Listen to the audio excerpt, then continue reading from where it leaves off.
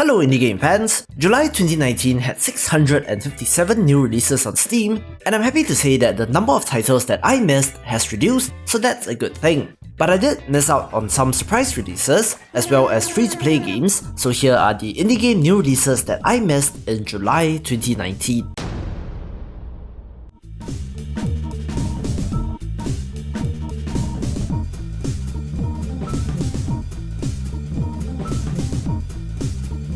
NOYO is an adorable and charming RPG, very obviously inspired by Earthbound, where people in town went crazy due to something called Doku Denpa propagated by smartphones. This game is just so adorable and so cute, and is one of the hidden gems of the month.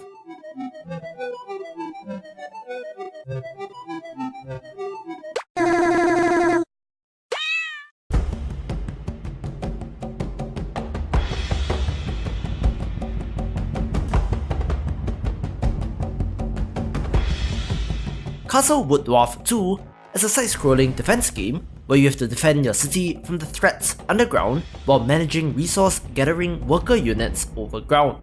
Simple and fun.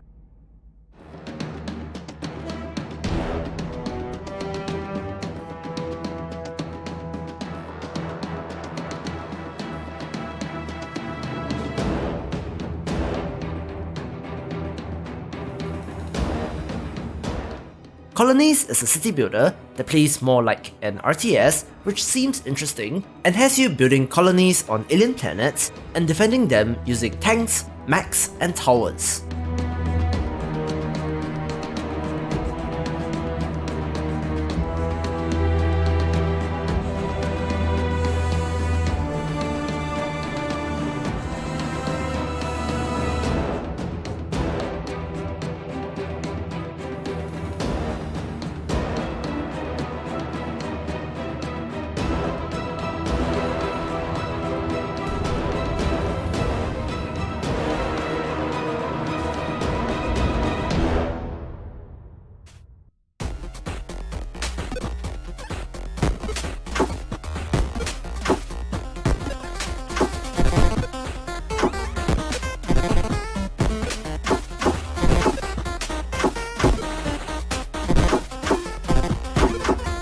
Combo Postage is an action puzzle game that has you marking and clearing boxes by jumping on them while avoiding hazards like lasers, falling boxes, or spouts of fiery energy. Reminds me of Super Puzzle Platformer Deluxe.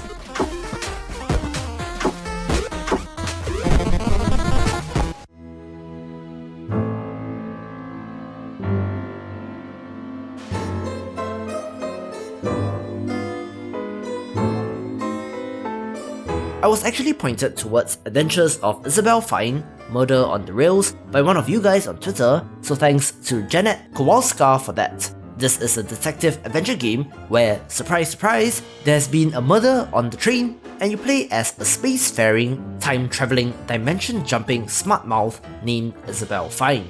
Seems interesting.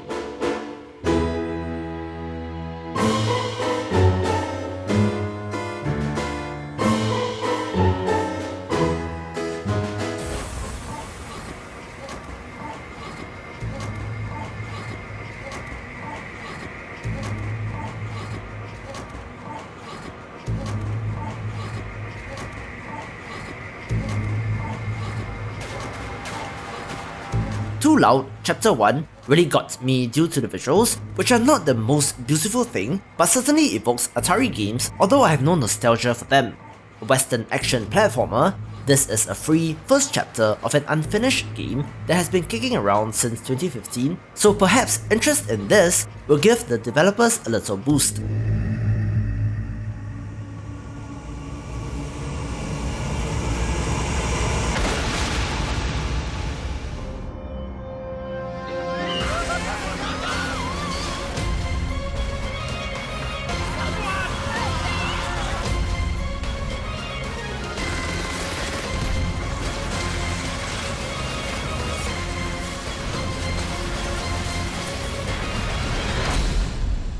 There are far more monsters than we can handle. At this rate. I was quite surprised to find out that the developer behind the EDF series is actually a medium-sized team only and was founded in 2001, with Earth Defense Force 5 being the latest entry in this long-running franchise. If you have not heard of this, basically the gameplay boils down to shooting giant bugs with rockets and is known for a certain level of jank, although people that love it do really love it. Wipe them out, ASAP!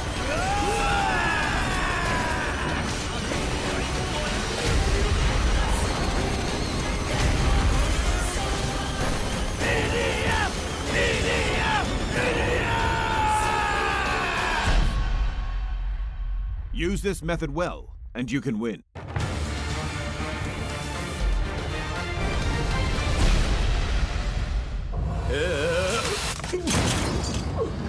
We've been tipped off that a man had been killed in your club. The guard was already dead and posed no threat. Yet the attacker didn't leave just yet. I guess he drank too much. Maybe went all Rambo. She Sees Red is an interactive FMV thriller joining a recent trend of these games, where a murder has occurred in the nightclub and it is up to the detective to find this missing killer. There are 4 possible endings, with each playthrough taking about 30 minutes, so seems like a decent night's worth of entertainment. But you might not decipher his message. I do not know him.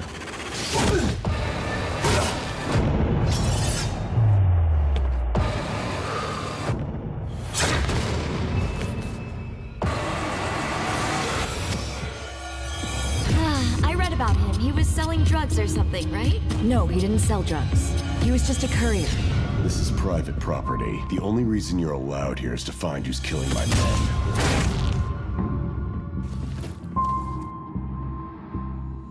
How did he find out? Who's this? Do you know this woman? It's Yana. Father called today. Next time around, you'll have to take even more with you. I'll do everything I can within my power and more, but I'll find the bastard. Where is this room? It's a good thing you're still here. Well, hello, asshole. You good? Yeah.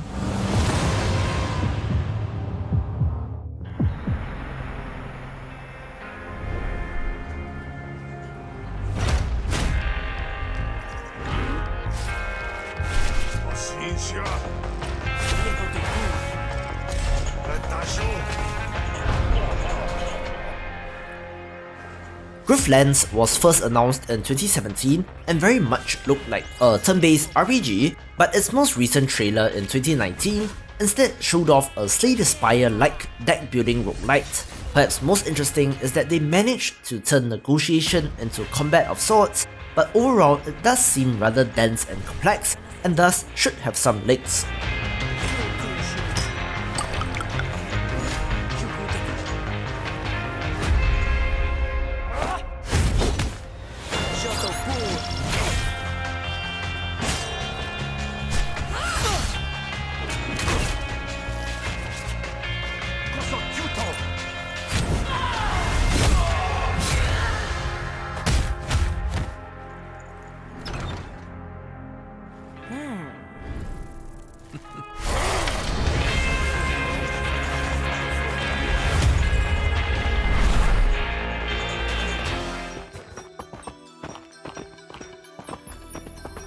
Planetoid Pioneers Online.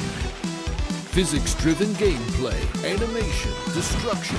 Planetoid Pioneers Online is an action platformer with a couple of different game modes ranging from building, wave-based survival, and even sports, and this is a standalone spin-off of the original game. This comes to us from the creators of Cortex Command, so I think that it's worth checking out, but reviews are mixed due to how the developers have handled this.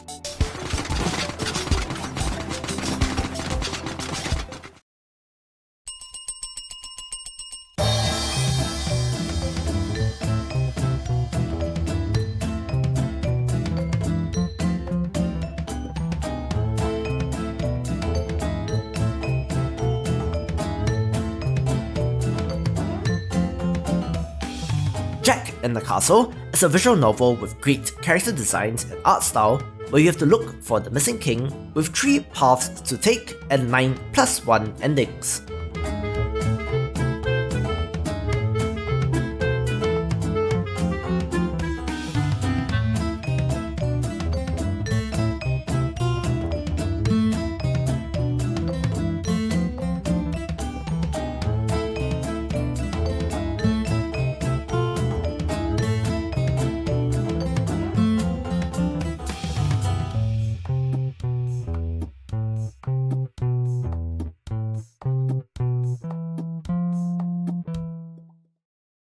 Howdy.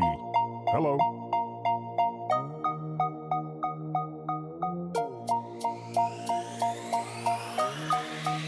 Get ready.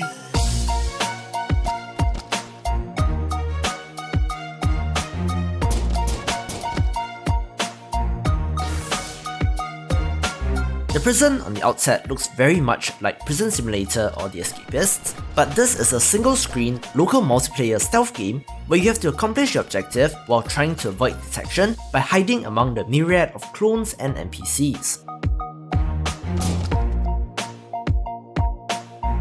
Yeah.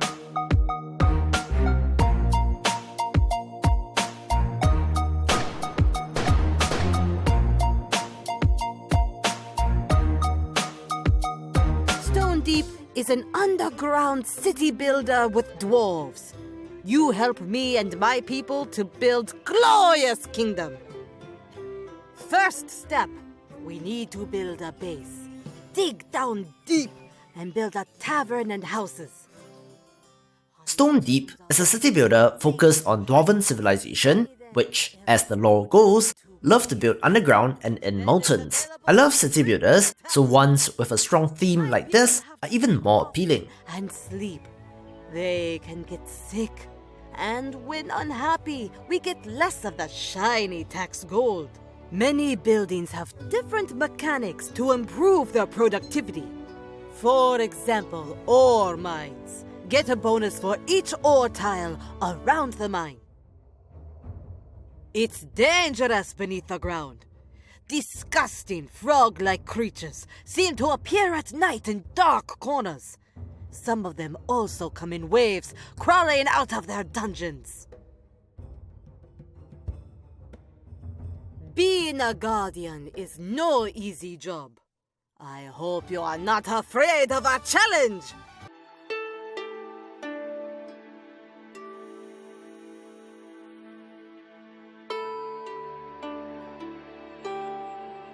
Games like Atma are why this series exists, since this is a beautiful action-adventure game which more people should know about. Playing as a guardian of both the living and the spirit world, you are forced to choose when your lover Atma calls you from the afterlife. Free as well, so check it out. For more upcoming indie game new releases, check out the previous video or click on the recommended playlist, and I will see you after the jump.